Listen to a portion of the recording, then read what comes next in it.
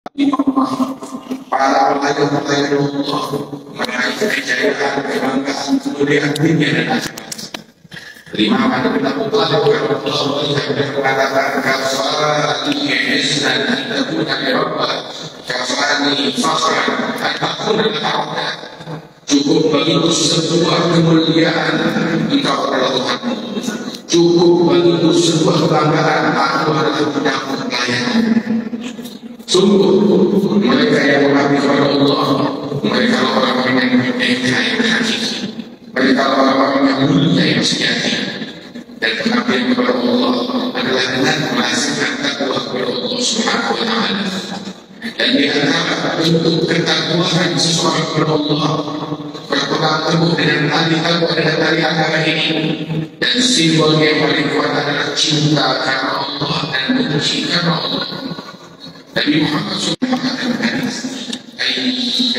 Allah ilaihi mimma siwahuma, menjadikan Allah dan Rasulnya Allah Rasul ahad ilaihi.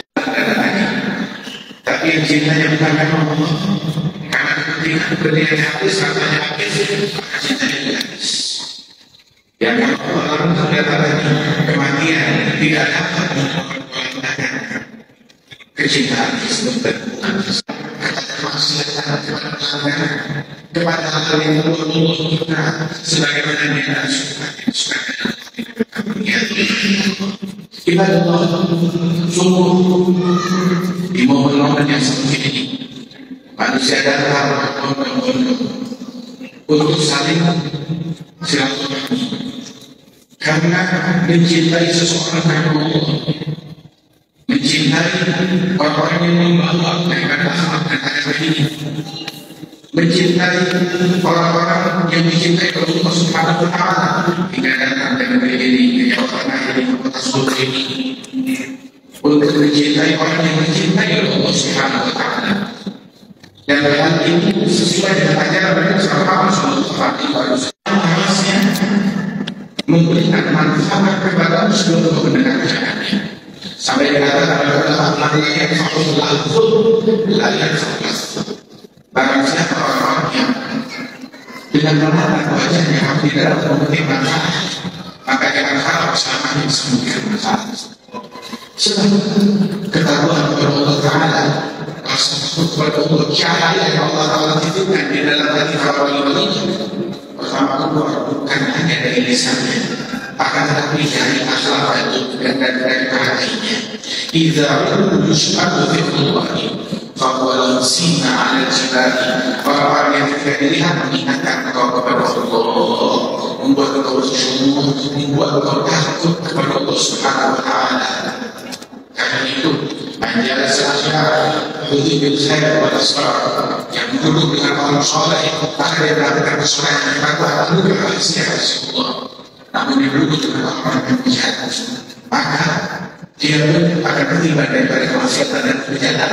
Beliau semakin menjaga mulut dari ucapan yang buruk, semakin menjaga mata dari melihat keburukan kepada orang lain, semakin menjaga hati dari kebencian dan kebencian kepada sesama.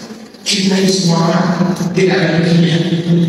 Orang yang mencinta dicintai oleh Allah Ta'ala. Cintai orang yang pantas dicintai. Barang siapa yang tidak mencintai orang yang pantas dicintai, dihukum oleh Allah dengan mencintai orang yang tidak pantas dicintai. Hati manusia fitrahnya tidak mungkin harus mencintai sesuatu seseorang. Karena itu cinta yang pantas atau kau akan mencintai yang tidak pantas.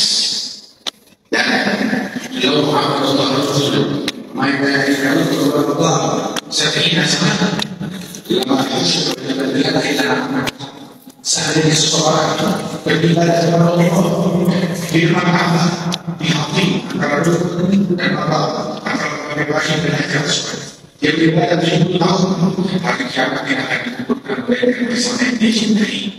Cintai sahabat yang amat yang dicintai kepada mereka adalah tanda iman, kemudian kepada mereka adalah tanda nifaq. Cintai keluarga Nabi, cintai para wali-wali para salihin, cintai para ulama, orang-orang yang dimuliakan oleh Allah Ta'ala, cintai setiap muslimin, mukminin dan yang nanti, dan sepakat cinta dan jaga persatuan dan perdamaian dan keamanan yang Allah Ta'ala bukakan kepada negeri kita ini. Sungguh tabassumka fi wajhi akhi sadaqah. Kamu senyum di hadapan saudara, sedekah. Ditulis pakai sedekah. Memandang muslim lain dengan cinta dapat pahala besar dari Allah Subhanahu wa Ta'ala. Ketika muslim dan muslim berjumpa, saling bersalaman, berguguran semua dosa-dosa mereka, dan Allah Ta'ala turunkan 10 ayat untuk mereka berdua, dan pembagiannya 9 orang untuk kasihnya lebih lebar. Karena itu, jangan kita lihat jangan melemos dari muslim lain, tak peduli apapun orientasi politiknya, tak peduli di kantor manapun dia bekerja, tak peduli suku atau orang dan bahasanya, tak peduli wakilnya dan calonnya, jaga persaudaraan kita dan cintai. Kalau kita ingin dicintai Allah Ta'ala, sebab rahmat dan kasih sayang tidak disebut dari hati seseorang melainkan hati yang sehat dan dari orang yang ibadah Allah.